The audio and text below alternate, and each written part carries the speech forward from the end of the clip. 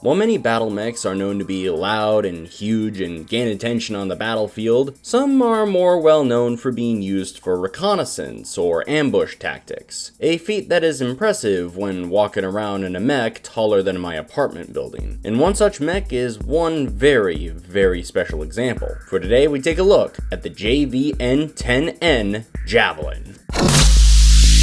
The Javelin initially began production in 2751 under Storm Wagner Assemblies Unlimited. Built to be a pure export model of light recon mech meant to make as much money as possible. Compromising on speed and firepower, this mech is fast enough to avoid engagements with bigger mechs while maintaining the firepower needed to keep them at bay. Unfortunately for their manufacturer though, the Javelin wouldn't be used by the wider SLDF due to the Armaris Civil War, and the destruction of the main factory producing the Javelin. However, the Federated Sons stockpiled many of these mechs, housing the largest number of Javelins in their arsenal. This helped them greatly during the Succession Wars, where the Javelins became not only a symbol of the Federated Sons, but the later Federated Commonwealth would end up rediscovering the lost tech, restarting the production lines, and creating brand new Javelins in the 3040s. At a fairly standard light mech rating of 30 tons, this mech stands alongside other light mechs in most regards. However, it has several things that truly make it stand out from the pack. The General Motors 180 rating engine allows the mech to move at a top speed of 97 kilometers an hour, and its 6 Raurings 95 jump jets allowed the mech to make jumps of up to 180 meters away. 4 tons of the mech's total weight was made up of Starguard 1 armor plating,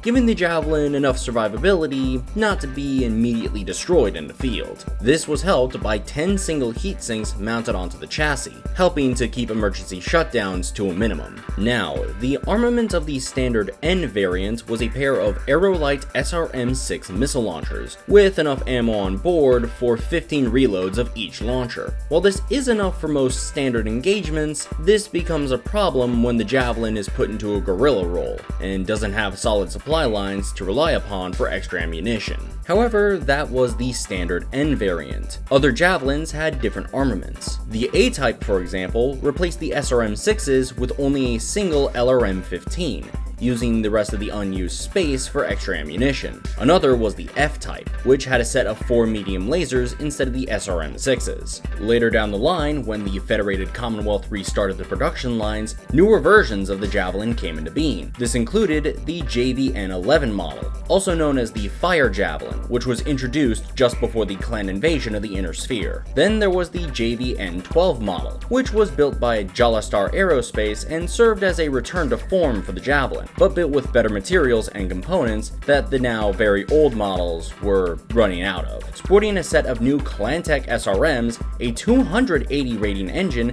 and 8 jump jets that allow it to fly up to 250 meters away, making it the best model of the Javelin by far.